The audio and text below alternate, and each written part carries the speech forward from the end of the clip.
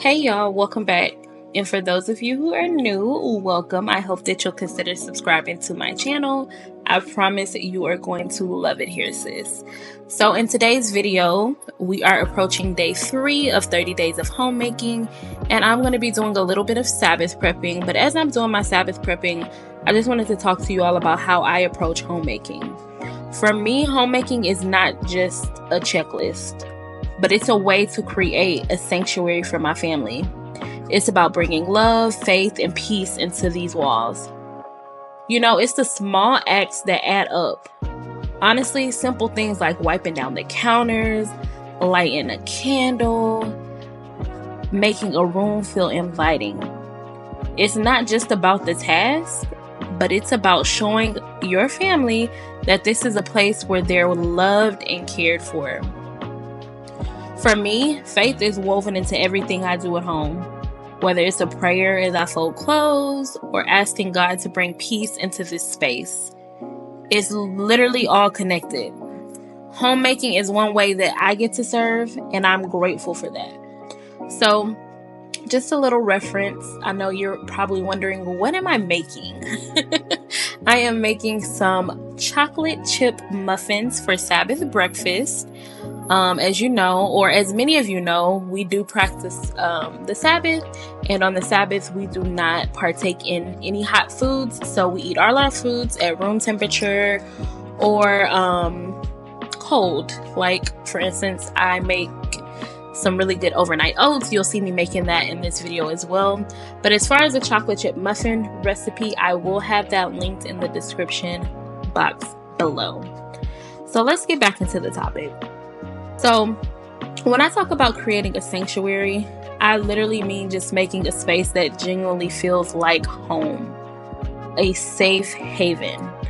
I like to think of my home as a reflection of the love that binds our family together. For me, that love comes from God, and it flows into every little detail. It's more than just making a space look good, but it's also about making it feel like a warm embrace. One of the most grounding moments in my day is when I prepare breakfast, as you see me doing here in this video. It's really just a nice moment for me. It's a quiet moment. I love the peacefulness about it. I love when the sun slowly brightens the kitchen, the aroma of my coffee, whenever I do drink coffee, because most mornings I drink tea, but man, nothing is like that fresh aroma of coffee.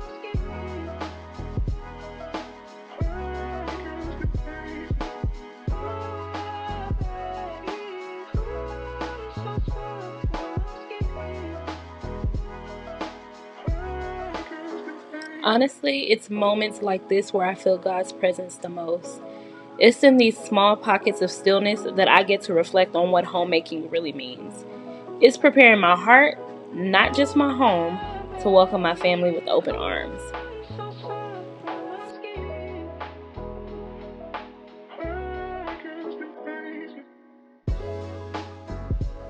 Okay, y'all, I'm gonna have a real moment with you all. I remember a time when I was feeling so overwhelmed, and y'all, my house, it just felt like one big to-do list, to be honest. And to be quite frank, it was in that moment I realized I needed to shift my mindset. So what I started to do was pausing before I began each task, offering a quick prayer, asking for patience, or just taking a deep breath to remind myself why I was doing this. Homemaking is not about perfection, it's about being present.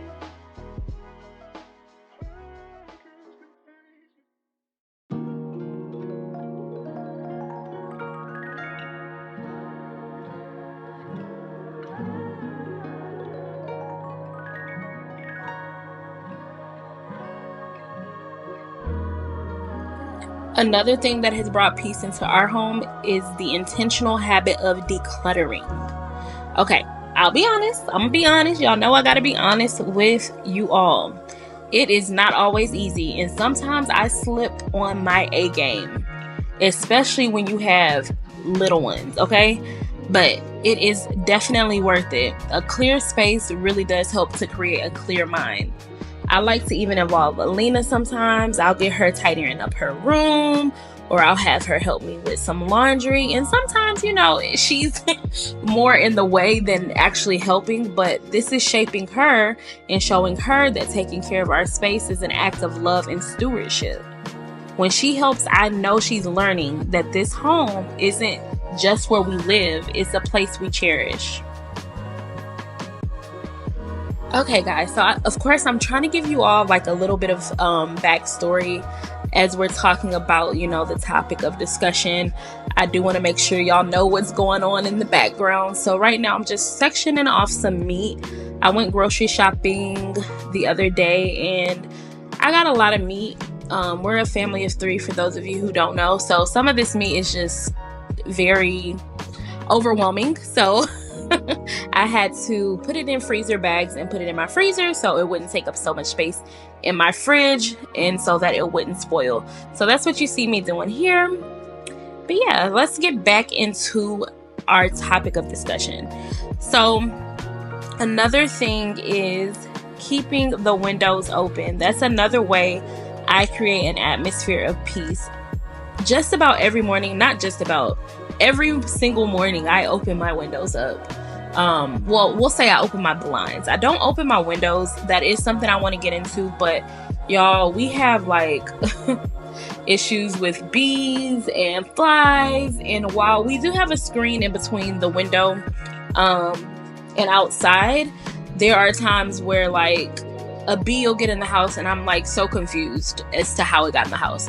So I don't get to open up my windows as much as I would like to, but I definitely am opening the blinds every single day. I'm letting that natural light in, and if you can open up your windows, please do. Like nothing is as good as fresh air. Like nothing can compare to that fresh air. And we're getting, you know, if you live in Texas, we're coming around the time of the year where it feel good outside, y'all. So open up those windows, let that fresh air in. That's a good way to bring life into a space and make it feel so welcoming. And there's just something about hearing the birds outside or feeling a soft breeze that makes me just want to stop and appreciate the small moments. So if by any means you can open up your windows, even if it's just for a few moments out of the day, do it. I promise you will see the difference.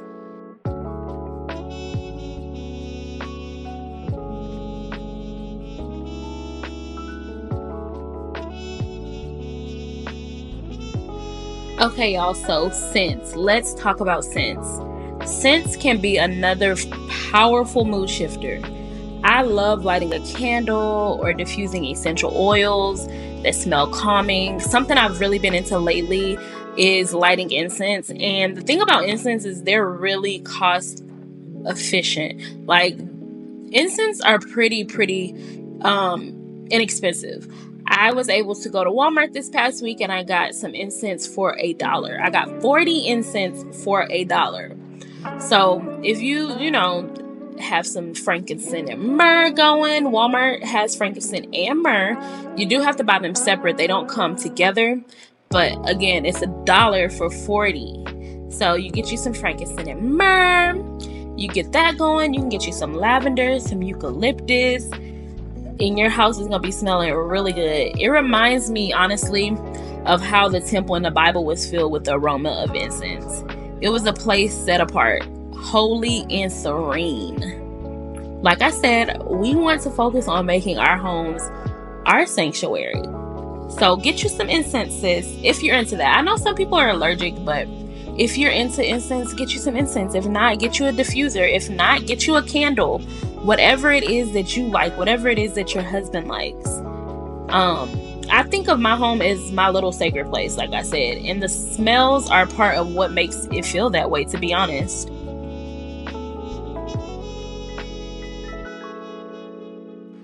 Okay, guys, I'm so sorry. I almost forgot to catch you guys up as to what I'm doing right now. So right now I'm just seasoning some chicken because I'm going to make chicken Alfredo for tonight's dinner. So I just need 2 chicken breasts. Like I said, we're a family of 3. My daughter doesn't really eat a lot of chicken. And these chicken breasts are pretty big. So I'm just using 2 chicken breasts and I'm seasoning them liberally with my seasonings of choice. I don't have a recipe for this, so I do apologize. But yeah, you just season it how you will. And then you'll see in a little bit, I'm just gonna add the chicken to a pan with some grapeseed oil, fry it up in the pan, and then I'll make my Alfredo sauce from scratch, which is just, the Alfredo sauce is just heavy whipping cream, a little bit of butter, a little bit of grapeseed oil, the drippings from the chicken after I cooked it, and then some minced garlic. And then, of course, your cheese of choice. I used a mixture of like Italian cheeses. I think it was like Parmesan, mozzarella, Asiago, some other cheeses as well, I believe. And then, of course, I seasoned my sauce, added in some broccoli, and that's it. That's pretty much it. If y'all want me to create a recipe for this, let me know. Maybe I can make that a whole nother video and we can, cook up some Alfredo together, because we have 27 more days, so I'm gonna be needing some content ideas, guys. Even though I'm prepared, y'all. We have everything lined up as far as what I want to do for you all and what I want to talk about. But if y'all have any suggestions, by all means, let your sister girl know.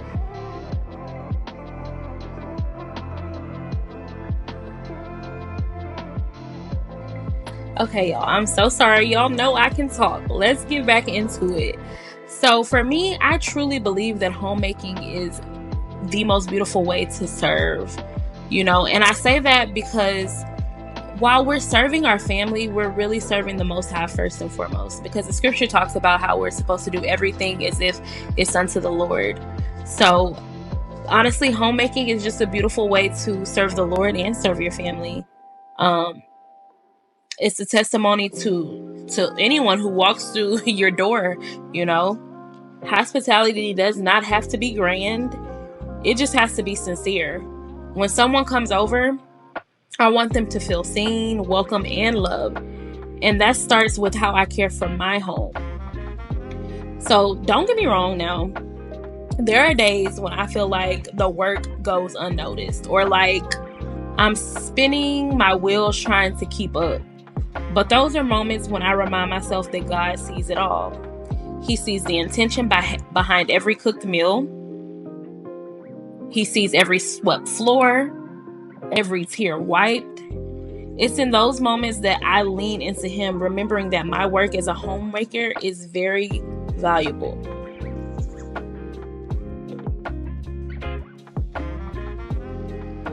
There are so many moments that get lost in the rush of daily life.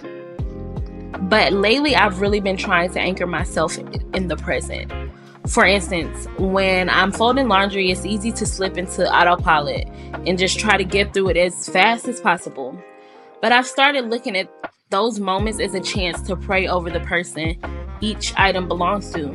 Whether it's Alina's tiny little shirt or my husband's work clothes, it's a reminder that every piece represents someone I love and a chance to cover them in prayer and gratitude. One of the most fulfilling parts of homemaking is seeing how it impacts my family's well-being.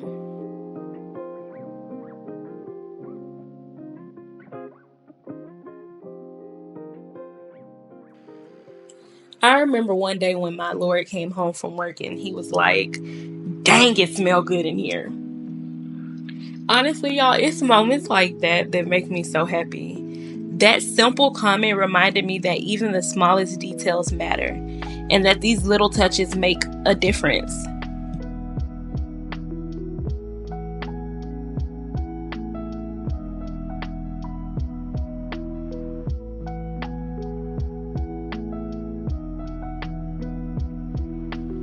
My apology, guys. I completely forgot to tell y'all what I was doing right here. So I was just making those overnight oats that I was telling y'all about. This recipe that I made today was super simple. I just used some homemade brown sugar that I made in yesterday's vlog. And then I used some chia seeds and some oat milk. And that was pretty much it. Super simple. But really, really yummy. I love overnight oats. Alina loves them. I pretty much make them every Sabbath because they're really easy, and yummy. So now I'm just making the Alfredo that I was telling y'all about. And I'll just let y'all finish watching as we continue to chitter chat about homemaking.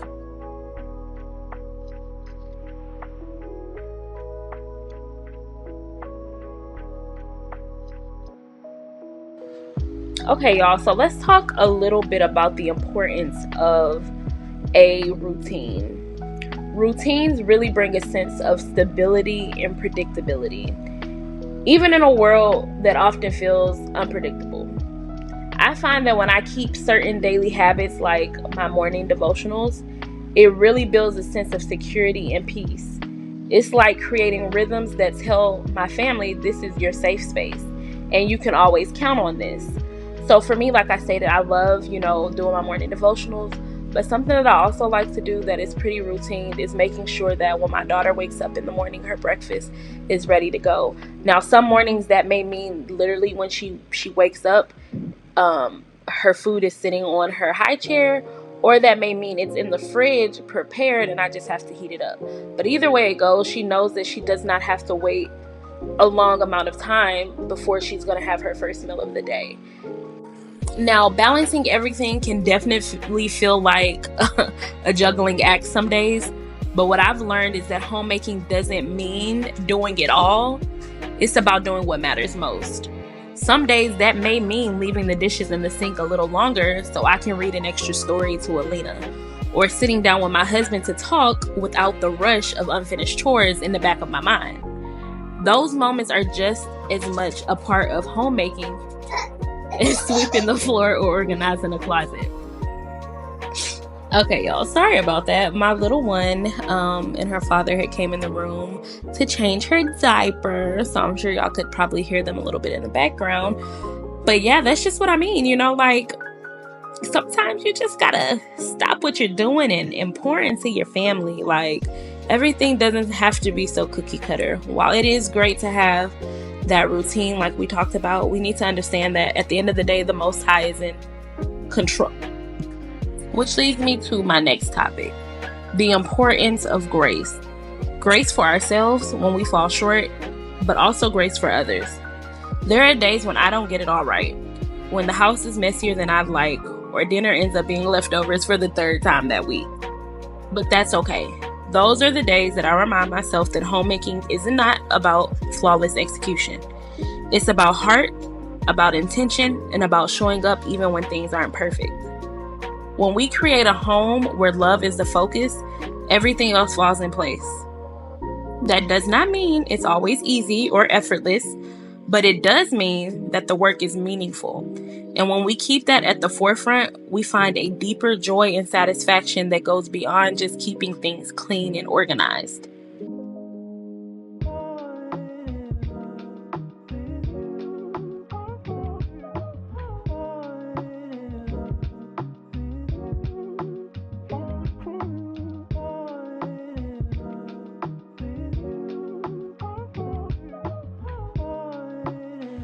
Homemaking is also about legacy. It's about what we're teaching our children about love, responsibility, and faith. I really hope that when Alina grows up and remembers her childhood, she doesn't just think of the meals or the clean rooms. I want her to remember the laughter, the prayers whispered before bed, the warmth that filled the house. Those are the things that last long after the chores are done.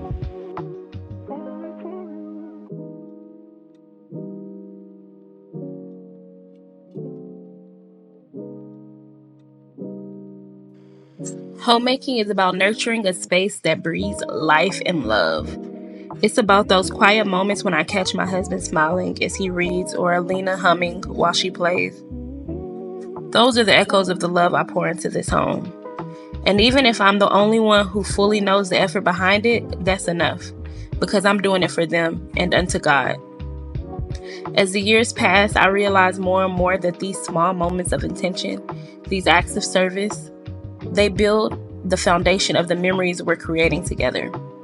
It's a reminder that what we're building isn't just a house, but a home with a heartbeat, full of stories, laughter, and faith.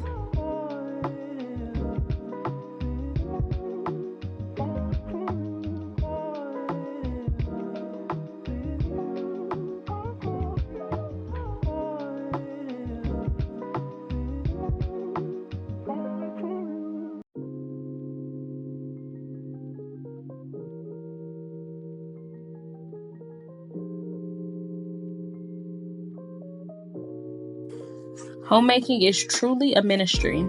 It's a way to serve, love, and pour into the people who matter the most without having to say a word. It's in the unseen efforts, the silent prayers, and the little touches that make a house a home. And when I hear Alina giggling in her room or see my husband relaxing on the couch after a long day, I know that all those efforts add up. It reminds me that I'm fulfilling part of my purpose.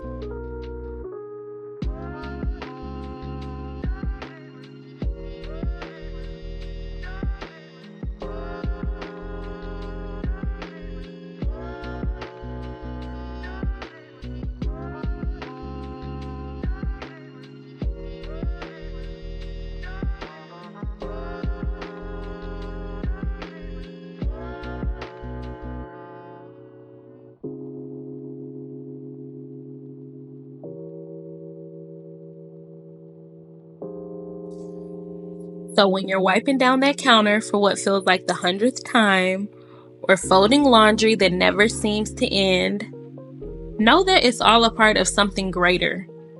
It's an extension of love, an echo of faith, and a quiet declaration that home is where we serve, love, and live intentionally. Creating a home that's peaceful doesn't have to be elaborate. It's about adding little touches that make the space feel like a place of rest and joy. And when my family walks in and feels that love, I know I'm doing what I called to do.